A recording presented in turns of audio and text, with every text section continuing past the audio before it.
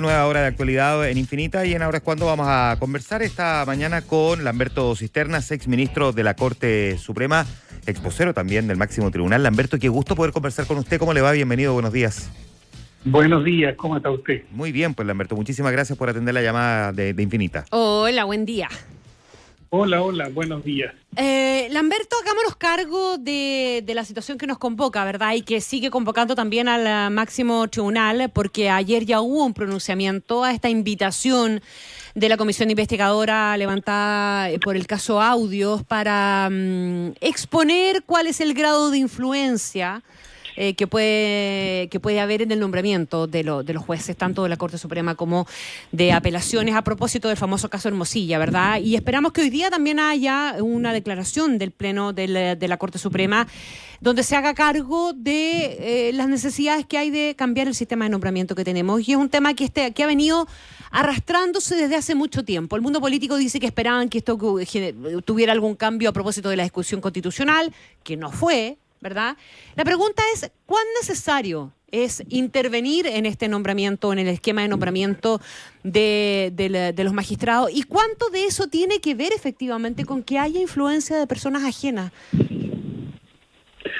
A ver, el tema del cambio del mecanismo del sistema, ¿no es cierto?, viene, como usted dice muy bien, debatiéndose hace mucho tiempo. Y la propia Corte Suprema en el año 2014, en la jornada de Chillán, estableció su idea, ¿no es cierto?, y su principio de separar lo administrativo de lo jurisdiccional. Posteriormente, en el segundo gobierno del señor Piñera, se envió a la Corte en consulta como para trámite previo, ¿no es cierto?, un proyecto de creación de un órgano también independiente, y la Corte contestó favorablemente, incluso ampliándolo a niveles regionales para hacerlo más expedito. Entiendo que eso fue al Congreso, pero no ha avanzado mayormente. No tengo seguridad plena, pero así me parece. Entonces hay como un cierto consenso de que es bueno, ¿no es cierto?, mejorar el sistema. Y ciertamente, si la propia Corte estima que debería salir de su ámbito la cuestión administrativa, con mayor razón. Ahora, en la práctica, el sistema está diseñado de tal manera que interviene el Poder Judicial y el Ejecutivo hasta el nivel de Corte de Apelaciones, y luego, ¿no es cierto?, también el Poder Legislativo en el nivel de Corte Suprema. Entonces, indudablemente puede haber posibilidad de que la gente quiera conversar, claro, con personas conocidas para darse a conocer. El sistema llama a eso, ¿no es cierto? Y si uno está postulando y le dicen, mira, fíjate que Juan y Pedro que están contigo en la Terna o en la Quina ya conversaron, etcétera. Entonces, todos nos movilizamos para conversar con alguien y darnos a conocer. El tema, creo yo, que está en el límite de cómo uno lo haga, con quién lo haga, y luego también la recepción de la persona a quien se le habla. Ahora, ¿cómo se ponen esos límites, Lamberto? Porque es bastante obvio, y ayer el ministro de Justicia lo decía, ¿verdad? La influencia y estas conversaciones no se solucionan cambiando necesariamente el sistema de nombramiento. Depende de otras cosas. Del sistema. Claro, ¿cómo se ponen los límites? Claro, el sistema puede mejorar indudablemente, ¿no es cierto? Si nosotros decimos, por decir un ejemplo cualquiera, hay 20 candidatos, ¿no es cierto?, y la Corte de Apelaciones de tal parte va a escuchar a los 20 candidatos a razón de 10 minutos, eso no tiene sentido. Entonces tiene que haber algo intermedio que diga de los 20, los que realmente pueden pasar a la última etapa, que sería esta exposición o una especie de entrevista más directa, ¿no es cierto?, son 5, 8, no sé. Entonces ahí ya usted va perfeccionando el sistema y se va acercando más al mérito y no a determinadas influencias. Por más esfuerzos que se hagan mientras el sistema esté tan abierto, no va a ser muy posible. Ahora, le insisto en la pregunta de cómo se fijan de alguna manera los límites, entonces, para tratar de resguardar o blindar al sistema, más allá de los cambios que se le hagan a esas influencias que parecen ser una cuestión inevitable en cualquier contexto, y por muy blindado que los sistemas estén. Así es. Yo creo que los límites se fijan en buena medida por el que recurre a y por los recurridos. ¿Qué quiero decir con esto? En la Corte se estableció una especie de acuerdo de no recibir por concursos y bastarse con las exposiciones y con la carpeta que a uno se le entregaba con todos los antecedentes que incluyen el currículum, algunos fallos, etcétera. Entonces, en la medida en que no recibamos por concursos, o no se reciba, mejor dicho, por concurso, se fija un límite. Luego, ¿no es cierto?, el que pide también tiene que tener un límite, porque una cosa muy distinta es que alguien deje con la secretaria, mire, aquí dejo el currículum, etcétera, o que vaya con insistencia y con interposición de otras personas, y a veces no es muy posible negarse, aunque sea una audiencia mínima, pero a veces en la práctica no es posible negarse.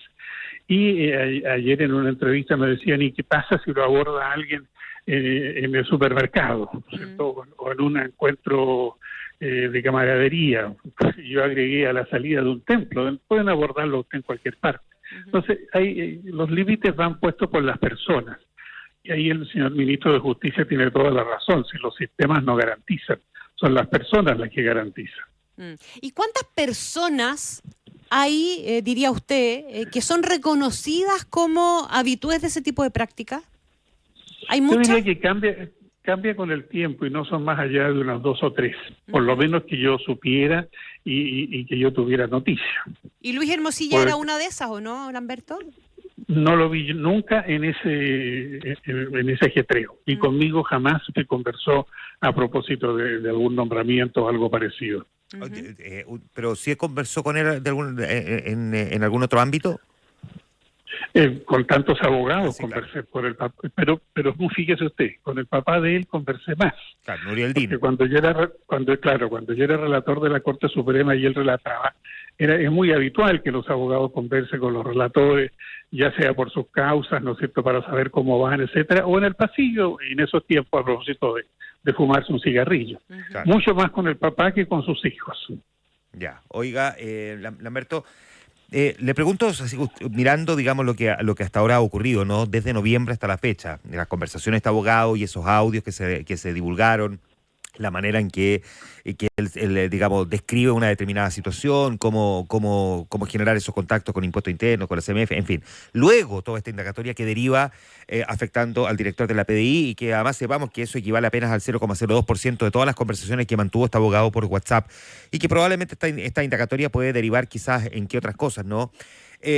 A usted, como un observador, pero como un conocedor también del funcionamiento de nuestro sistema judicial, ¿qué es lo que a usted le genera inquietud o le preocupa de lo que estamos viendo a partir de este proceso? No era cualquier abogado, usted mismo lo describe, no era Luis Hermosilla, cualquier abogado de la plaza. ¿Hay algo que en particular le genere a usted preocupación, inquietud, le haga levantar la ceja?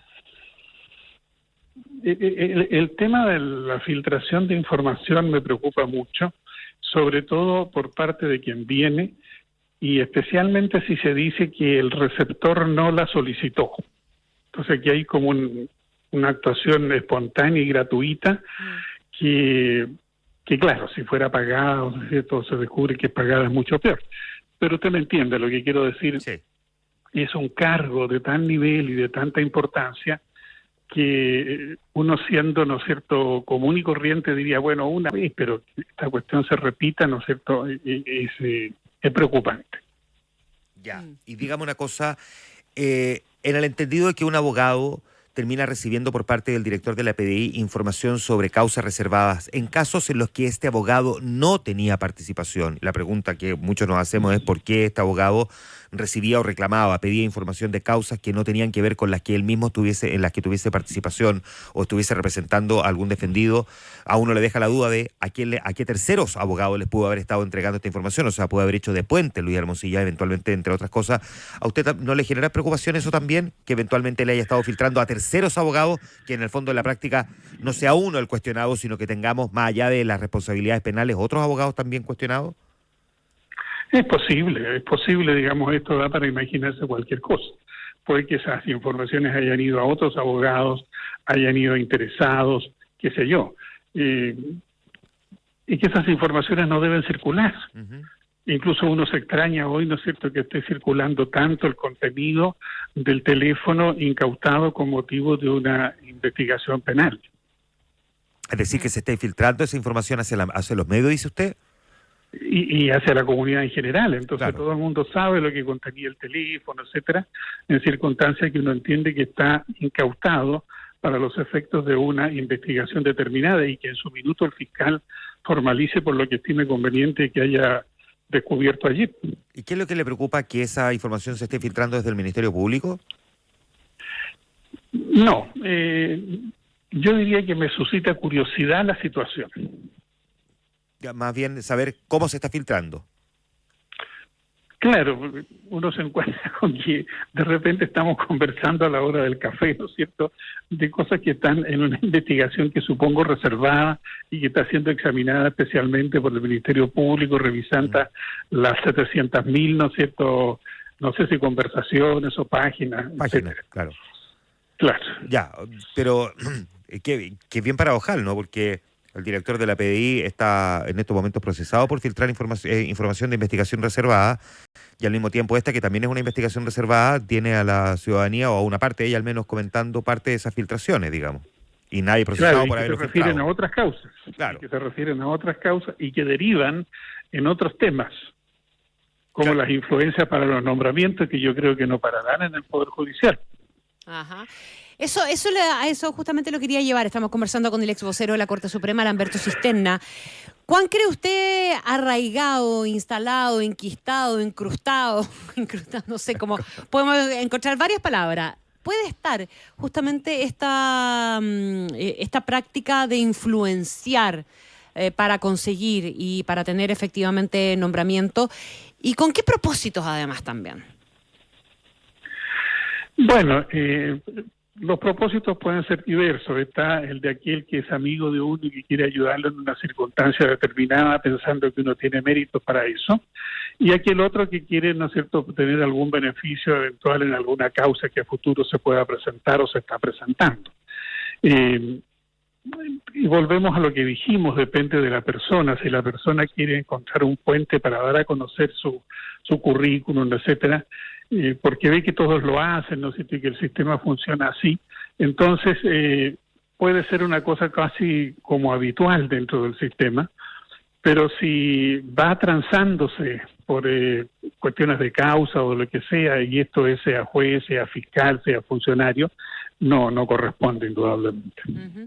Ahora, la pregunta que viene a continuación de Lamberto Cisterna, y es probablemente parte de la inquietud en el contexto grande que estamos viviendo como país, contexto de incremento del crimen organizado, ya instalado, ¿verdad?, reconocidamente instalado en nuestro país, el tema narco, etcétera, etcétera. ¿Qué tan permeable y cuánta evidencia podemos ir poniendo sobre la mesa de eso está o ha sido permeado el Poder Judicial eventualmente por ese crimen organizado, que es probablemente una de las prácticas más extendidas que uno ve en la cuestión comparada y respecto de la cual sabemos bien poco en Chile? Si hay influencias que van y vienen en una dirección que puede ser, no sé, relacionada solamente con el poder, con pertenecer a círculos, etcétera, ¿por qué no va a pensar uno que efectivamente también se pueda registrar en esa otra dirección que es mucho más preocupante? Puede pensarlo de todas maneras, no cabe duda que una de las cosas que se piensa luego es eso.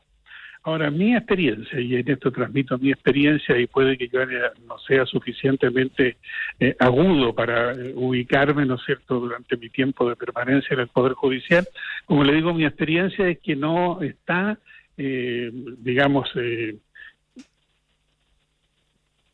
cualquiera de las palabras que usted usó, el Poder Judicial, ¿no es cierto?, con este asunto del crimen organizado. Y yo creo que permanece, ¿no es cierto?, en muy buenas condiciones. Ahora, no me niego a la posibilidad de que pueda haber algunos casos aislados que siempre, usted sabe, se descubren después de un tiempo. Claro. Ahora, sí, la pregunta clave es cuánto tiempo después, digamos, porque mientras más tiempo pasa, mayor puede ser la profundidad del daño. Claro, quizás todo recomiende, ¿no es cierto?, que la autoridad, en este caso del Poder Judicial, ponga manos a la obra por una fiscalización más estricta, más permanente, como queramos llamarla, para tratar de descubrir cualquier situación que pudiese ocurrir. Uh-huh. Porque ya que han ocurrido en otros cuerpos de la sociedad, podrían también ocurrir dentro del Poder Judicial. ¿Cuál usted cree que vuelvo sobre este punto, pero son perfectibles esos mecanismos de control para evitar este tipo de episodios? De todas maneras, de todas maneras. Sí, eso es categórico. ¿Y tiene alguna idea de cómo podrían perfeccionarse? Bueno, siempre tenemos que establecer algún mecanismo de visitas, ¿no es cierto?, algún mecanismo de controles periódicos, etcétera. Eso supone primero pensarlo, luego organizarlo, luego destinar personal a ese efecto y controlarlo y evaluarlo. O sea, es como quien dice abrir, voy a decirlo así, ¿no es cierto?, la sección de auditoría, por llamarlo de alguna manera, ¿no? Lamberto, y estas fiscalizaciones están encomendadas como ad hoc o adicionales de funciones. Hay un ministro que visita tal cosa, hay un fiscal que tiene varias funciones, ¿no es cierto?, y también tiene la función de fiscalizar, etcétera. Entonces, esto tiene que ser ya, diría yo, algo más organizado y especializado para que permanentemente el ente corresponda, por hoy la Corte Suprema, mañana algún ente separado, administrativo, tenga, ¿no es cierto?, la visión de qué es lo que se está pasando y qué es lo que puede ocurrir. Esa convicción de no permeabilidad todavía la tiene usted respecto del Poder Judicial en su conjunto. Me refiero Corte Suprema, asumo que sí, pero también apelaciones y juzgados de garantía, etcétera, porque aquí hay varias escalas o escalones, ¿verdad? Y probablemente la preocupación mayor pueda estar instalada respecto de la parte más baja de la pirámide. Yo la tengo en general y también tengo no diré la convicción, pero creo que corresponde a un conocimiento sano, saber que en todos estos cuerpos, ¿no es cierto?, que son grandes, siempre va a haber un porcentaje de problemas. No sé si de corrupción, pero siempre se descubre, ¿no es cierto?, algún desliz, algún acoso, algún incumplimiento, alguna irregularidad. Entonces, ese porcentaje uno tiene que preocuparse que, siendo, por decirlo así, ¿no es cierto?, normal que ocurran en este tipo de instituciones, llámese policía, llámese congregación religiosa, poder judicial, etcétera, tenemos que tratar primero que no aumente y segundo que ojalá no exista. ¿Le generó inquietud a propósito de lo que le pregunta Connie, el funcionamiento, digamos, mirado aguas abajo, ¿no? Por ejemplo, la situación que se generó, este entrevero entre Gendarmería y el juez Urrutia, el juez de garantía, que finalmente derivó en que la Corte terminara anulando una determinación adoptada por él. Claro, y ahí hay un problema, ¿no es cierto?, que es importante. Entiendo que lo que actuó el señor Urrutia se refería a personas que no estaban todavía condenadas. Exacto. Entonces ahí hay un control que ejercen los juzgados de garantía y volvemos un poco a lo mismo. Un juez de garantía que está para supervigilar el procedimiento tiene que estar también a cargo de supervigilar lo que ocurre con los presos o con los procesados privados de libertad. Claro. Y también tiene que, de alguna manera, algo que ver con los que están ya condenados, pero esencialmente el punto es que respecto de los condenados no tenemos tribunales de cumplimiento de condena. Y ahí viene usted el gran tema de la libertad condicional que se arrastra, ¿no es cierto? Y cuando debería haber jueces de cumplimiento de condena, que también es una forma de fiscalizar qué se hace con las condenas y si se cumple la idea de la rehabilitación. ¿Que eso es una reforma que usted cree que está pendiente? Absolutamente. Ya. La ha demandado la Corte Suprema a través de su presidente muchas veces en los discursos de principio de año. ¿Y por qué no permea esa demanda? ¿Por qué no logra encontrar eco en la clase política como para poder avanzar? Hay tantas explicaciones por eso, porque usted ve que hay tantos proyectos que permanecen en el Congreso porque van surgiendo prioridades. Yo no creo que llama a la voluntad, ¿no es cierto?, sino que van surgiendo prioridades y se dedican, ¿no es cierto?, a esas prioridades y van quedando estas cosas pendientes. Ya, pero esto es una demanda que viene hace ¿cuánto tiempo más o menos, Lamberto? Yo, qué sé yo, 10 años por lo menos. Ya, o sea, estamos porque hablando. la reforma procesal penal ya era necesario antes, pero la reforma procesal penal casi demanda, ¿no es cierto?, que exista esta etapa final en que se vaya cumpliendo, que se vaya vigilando el cumplimiento de la condena y por un juez especializado en eso y dedicado a eso. Ya. Es un buen tema, lo vamos a anotar como para agregarlo, digamos, al listado de temas que nos quedan Claro, puestos porque arriba de la recuerde mesa. usted lo que pasa con el tema de la libertad condicional, ¿no es cierto?, en que hay informes que se hacen en una comisión ad hoc presidida por un ministro de Corte de Apelaciones que sale de su función y se encarga de eso, y otros jueces también, y van viendo todos los informes de Gendarmería, y al final la Corte Suprema se llena de amparos porque la gente reclama por su libertad, etcétera. Si hubiese un juez encargado del cumplimiento, las cosas serían diferentes. Muy bien, pues Lamberto Cisternas conversando esta mañana con nosotros, ex ministro y ex vocero también de la Corte Suprema. Muchísimas gracias, Lamberto, por dedicarnos estos minutos de conversación aquí en Infinita. Gracias a ustedes por invitarme, gusto de saludarles. Buenos días, Lamberto, muchas gracias. Un abrazo.